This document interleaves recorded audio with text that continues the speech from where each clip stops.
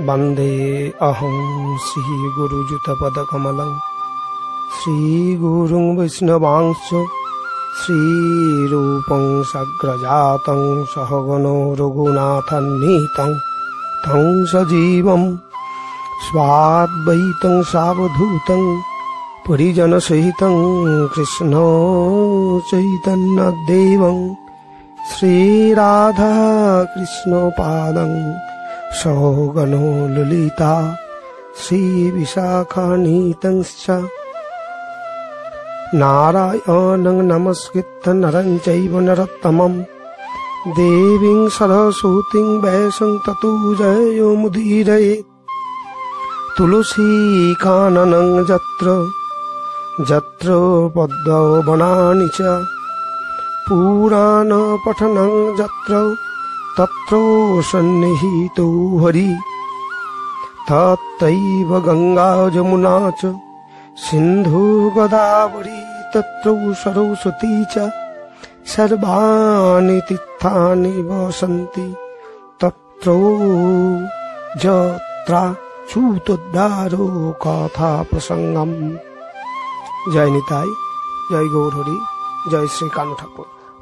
আমরা এই সংসারের জীব, যারাই যে ব্রত অনুষ্ঠান বা যে পুজো বা যে আচার যা কিছুই করি না কেন, প্রত্যেকটি ব্রত পুজো আচার ইত্যাদির মধ্য দিয়ে যদি একমাত্র ভগবান শ্রীকৃষ্ণের প্রীতির জন্য আমরা সম্পাদন করতে পারি, তবেই আমাদের সেই আচার বা সেই অনুষ্ঠানের বা সেই ব্রত পালনের সার্থকতা হয়। কিন্তু যদি আমরা আত্মেন্দ্রিয় প্রীতিবাঞ্ছার জন্য ব্রত অনুষ্ঠান পুজো ইত্যাদি ইত্যাদি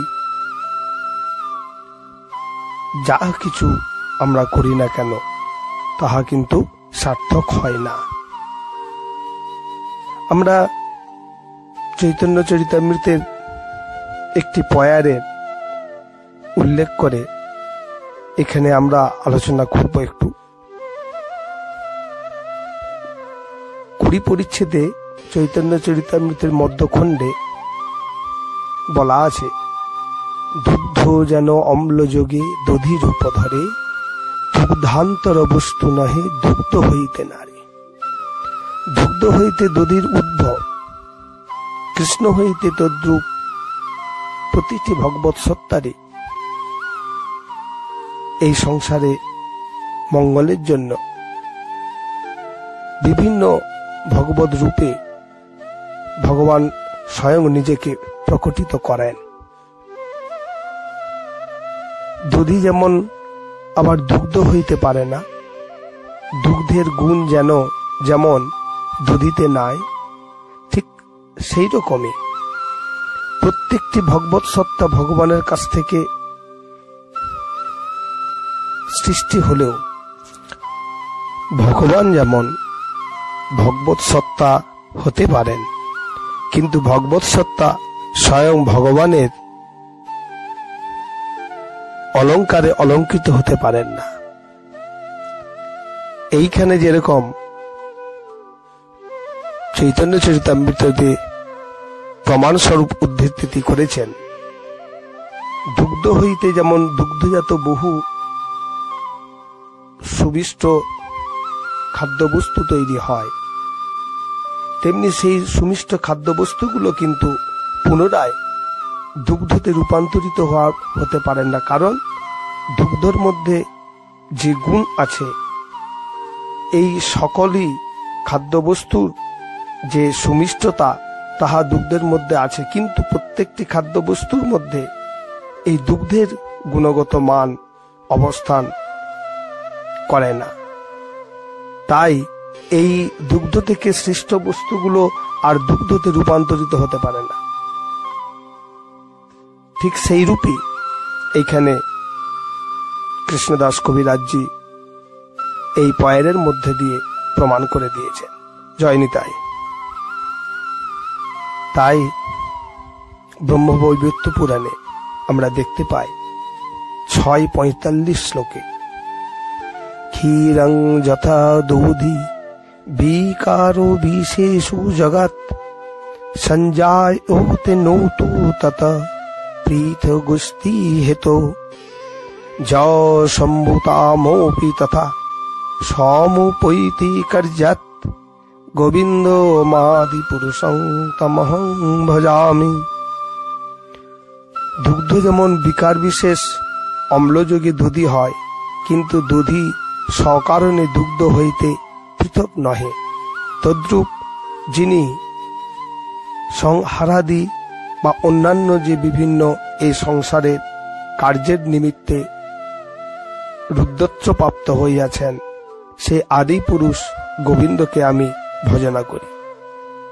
তাই স্বয়ং ভগবানের আরাধনা বা স্বয়ং ভগবানই শ্রীকৃষ্ণই একমাত্র আমাদের জীবের সাধন ভজনের প্রধান ইষ্টবস্তু হওয়া বাঞ্ছনীয়, এবং ইহা প্রতিটি শাস্ত্রেরই কথা। তাই চৈতন্য চরিতামৃতে বলেছে, বেদ ও শাস্ত্রে কহে সম্বন্ধ ও বিদেহ প্রয়োজন, কৃষ্ণ প্রাপ্য সম্বন্ধ ভক্তি প্রাপ্তির সাধন। অভিদেহ নাম ভক্তি প্রেম প্রয়োজন, পুরুষার্থ শিরোমণি প্রেম মহাধন। স্বয়ং ভগবান কৃষ্ণ যেহেতু এই প্রেমের ডরে আবদ্ধ থাকেন, এবং এই প্রেমই আমাদের যেহেতু প্রধান বস্তু, এবং প্রেম পাইলেই কৃষ্ণের প্রীতিতে আমাদের কর্ম সম্পাদন করার অনুরাগ সৃষ্টি হয়। তাই প্রেম পাইতে গেলে আমাদেরকে ভক্তির সাধন করিতেই হইবে, কারণ ভক্তি সাধন ব্যতীত প্রেম আমাদের হৃদয়ে জাগরিত হয় না। এই প্রেমকে, এই ভক্তিকে অবলম্বন করেই যখন জীব প্রেম পায়, সেই প্রেমই আমাদের জীবনের মূল লক্ষ্যবস্তু হওয়া উচিত। আর এই প্রেম, এই ভক্তি সাধন করিতে গেলে জীবকে যে পন্থা বা অবলম্বন করিতে হয়, তাহা আমরা চৈতন্য চরিতামৃতের কয়েকটি পয়ার থেকে জানতে পারি। কৃষ্ণ যদি কৃপা করে কোনো ভাগ্যবানে, গুরু অন্তর্যামী রূপে শিখায় আপনে, শাস্ত্রে যুক্তে সুনিপুণ দৃঢ় শ্রদ্ধা করি, উত্তম অধিকারী সেই তারও এ সংসারে। সাধু সঙ্গে কৃষ্ণ ভক্তে শ্রদ্ধা যদি হয়, ভক্তি ফল প্রেম হয়, সংসার যায় ক্ষয়। তাই সাধু, গুরু এবং শাস্ত্রের শরণাপন্ন হতে হবে এই কলির জীবকে, কারণ এই তিন ছাড়া আমাদের জীবের ভক্তি সাধনের আর দ্বিতীয় কোনো পন্থা নেই। এই তিনটিকে মাধ্যম করেই জীবকে ভক্তি সাধন করিতে হইবে। আর এই ভক্তি সাধন করিবার জন্য আমার বহু সুন্দর কলিযুগের জীবকে যে 64 সাধনঙ্গের কথা বলেছেন, তার মধ্যে অন্যতম সাধনঙ্গ হইল একাদশী ব্রত। এই একাদশী ব্রত পালন করিলে তবেই জীব কৃষ্ণ কৃপা পাবে। তাই চৈতন্য চরিতামৃতে বলা আছে, কৃষ্ণ প্রীতি ভোগ ত্যাগ, কৃষ্ণ তীর্থে বাস, যাবৎ নির্বাহ প্রতিগ্রহ একাদশ উপবাস। অর্থাৎ 64 সাধনঙ্গের মধ্যে এই একাদশী সাধন, একাদশী ব্রত, এইটি অন্যতম এক সাধনঙ্গ। নিষ্ঠার সহিত, উপবাসের সহিত এই দিনটিতে আমরা যদি হরিবাসর করি, তা হইলে শ্রীহরির কৃপায় আমাদের প্রত্যেকের হৃদয়ে ভক্তির মাধ্যমে প্রেম উৎপন্ন হইবে। আর প্রেম উৎপন্ন হইলেই আত্মেন্দ্রিয় প্রতি বাঞ্ছা থেকে আমরা প্রত্যেকেই বিরত হয়ে কৃষ্ণ প্রীত্যর্থে আমরা কর্ম সম্পাদন করিবার প্রেরণা হৃদয় থেকে জাগরিত হবে। তা হইলে আমরা আমাদের এই আশা এবং যাওয়া সার্থক হবে। জয় নিতাই, জয় গৌর হরি, জয় শ্রী কানু ঠাকুর। ভগবান শ্রীকৃষ্ণ, যিনি পাণ্ডবগণের প্রধান উপদেষ্টা, পাণ্ডবগণের ভাদ্র মাসের শুক্লপক্ষের যে একাদশী, তার নাম ও মাহাত্ম্য কথা শুনিবার আগ্রহের প্রত্যুত্তরে ভগবান শ্রীকৃষ্ণ বলিলেন যে এই একাদশী অর্থাৎ এই ভাদ্র মাসের শুক্লপক্ষের যে একাদশী দেবী নাম হলো পদ্মা একাদশী। এই দেবী শরণাগত জীবকে এই দেবী লক্ষ্মী দেবী অর্থাৎ পদ্মরূপে বিরাজমান থেকে সর্ব ঐশ্বর্যের কৃপা দান করেন বলে এই একাদশী দেবী পদ্মা একাদশী নামে খ্যাত। এবং এই দিন শ্রী বিষ্ণুকে কমল বা পদ্মের দ্বারা পুজো করিলে শ্রী বিষ্ণু অত্যন্ত প্রীত হন। ইহা ছাড়াও এই একাদশী দেবীর একটি অন্য নামেও খ্যাত জয়ন্তী একাদশী নামে অভিহিত। এবং এই একাদশীতে অনন্তসায়ী ক্ষীরোদশায়ী সমুদ্রে বিষ্ণু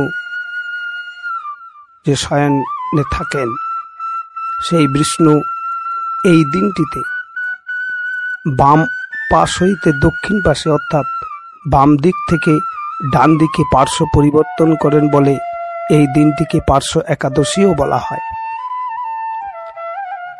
শ্রীকৃষ্ণ বলিলেন যে ত্রেতা যুগে রাজা বলেছিলেন দৈত্যকুলে জাত, কিন্তু দৈত্যকুলে জাত হলেও প্রতিদিন নিষ্ঠা ও ভক্তিভরে আমার পূজা করিতেন। এইরকমই দৈত্যরাজ বলি দিন কাটাইতেছিলেন। দৈত্য কুলজাত হওয়ার জন্য দৈত্য ধর্ম বর্তমান ছিল, তাই দেবগণের সহিত যুদ্ধ লাগিয়াই থাকিত। এইরকমই কোনো এক যুদ্ধে রাজা বলি দেবরাজ ইন্দ্র সকল দেবতাদেরকে পরাজিত করিয়া স্বর্গরাজ্যচ্যুত করিলেন। স্বর্গরাজ্যচ্যুত দেবগণ আমার শরণাগত হইলে আমি বামন রূপে অদিতির গর্ভে নিজেকে প্রকটিত করি এবং ব্রহ্মচারী রূপ ধরিয়া শ্রী বলি মহারাজের নিকট উপস্থিত হয়। কারণ বলি মহারাজ পত্রহ প্রভাতে উঠিয়া সূর্যদেবকে সাক্ষী রাখিয়া দান করিতেন এবং যে যাহা চাইতেন তাহাই দান করিতেন। ঠিক উক্ত সময়ে বামন রূপধারী ব্রহ্মচারী কে শ্রদ্ধার সহিত প্রণাম করিয়া অর্ঘ্য প্রদান করিলেন। রাজা বলি কমণ্ডলু হইতে জল লইয়া ব্রহ্মচারী শ্রী রাজাকে অঙ্গীকার করাইলেন যে আমি যাহা চাইব তাহাই আমাকে প্রদান করিবেন। রাজা বলি ব্রহ্মচারীর উক্তিমত কমণ্ডলু হইতে জল লইয়া তাহাই অঙ্গীকার করিলেন এবং ব্রহ্মচারী ত্রিপাদ ভূমি প্রদানের জন্য রাজার কাছে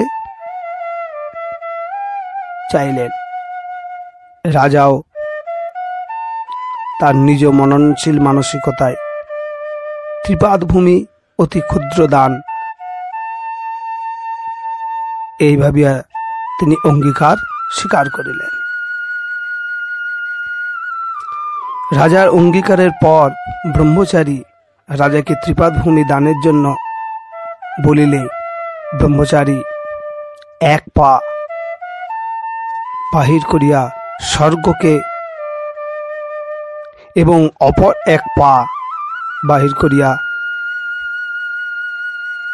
অপর এক পায়ের দ্বারা তিনি পাতালকে অধিকার করিলেন। আর এক পা বাহির করিয়া তিনি রাজা বলিকে জিজ্ঞাসা করিলেন এ পাটি কোথায় রাখিব। তখন রাজা বলি নিজ মস্তক নত করিয়া বলিলেন যে আমার এই শিরদেশে আপনার এই চরণটি রাখুন। ইহা দেখিয়া অর্থাৎ রাজার এই নম্রতা এবং শ্রদ্ধায় সন্তুষ্ট হইয়া আশীর্বাদ করিয়াছিলেন যে হে বলি রাজা, আমি সদা সর্বদা এবং সর্বসময়ে তোমার নিকটেই থাকিব। ভাদ্র মাসের শুক্লপক্ষের একাদশীর দিনই রাজা বলির দ্বারা শ্রী বামন দেবের মূর্তি প্রতিষ্ঠিত হয় এবং শ্রী বামন দেবের পূজা মর্তে সূচনা হয়। তাই এই দিনটি বামন দেবের প্রকটি দিন বলিয়াও শাস্ত্রে লিখিত আছে। শ্রীকৃষ্ণ পাণ্ডবগণের উক্ত কথোপকথনের দ্বারা আমরা যে জীবগণের কাছে এই বার্তা বহন করে যে প্রথম কোনো জীবকে গৌণ না ভাবে দেখা, দ্বিতীয় কোনো জীবকে দেহগত বা রূপগতভাবে বিচার না করা, তৃতীয় সকলের থেকে আমি দানি এই গর্ব না ভাবা, চতুর্থ আমি ধনশালী আর সকলে গরিব বা নির্ধনী এই মানসিকতায় না ভাবা, পঞ্চমত সর্বতোভাবে অহংকার, এই অহংকারকে যতক্ষণ না আমরা শ্রী হরিচরণে পূর্ণভাবে যথা সর্বস্বভাবে পরিত্যাগ না করিব ততক্ষণ পর্যন্ত শ্রীহরির কৃপা আমরা পাইব না। শ্রীকৃষ্ণ আরো বলিলেন যে শয়ন একাদশী থেকে উত্থন একাদশী পর্যন্ত এই 4 মাস কাল চাতুর্মাস্য ব্রত নামে পরিচিত। এই সময়ে ভগবান অনন্ত শয্যায় শায়িত থাকেন। এই চাতুর্মাস্য কালে আমার আরাধনা এবং এই চাতুর্মাস সময়কালে প্রত্যেকটি একাদশী শুদ্ধ হৃদয়ে ভক্তি সহকারে মনকে এবং সর্ব ইন্দ্রিয় আনুকূল্যে আমরা যদি হরির সেবা পূজন কীর্তনের মধ্যে দিয়ে আমরা অতিবাহিত করি তাহলেই আমাদের প্রত্যেককেই শ্রীহরি কৃপা করবেন এবং আমাদের চৈতন্য জাগরিত হবে। যে চৈতন্য জাগরণের ফলে আমরা ভক্তিদানের কৃপা পাব, আর ভক্তিদানের কৃপা পেলেই আমরা গোবিন্দের কৃপা মিলিব। জয় নিতাই, জয় গৌরহরি, জয় শ্রী ঠাকুর কানাই প্রভু কি, জয় শ্রী ঠাকুর কানাই প্রভু কি, জয় শ্রী ঠাকুর কানাই প্রভু কি।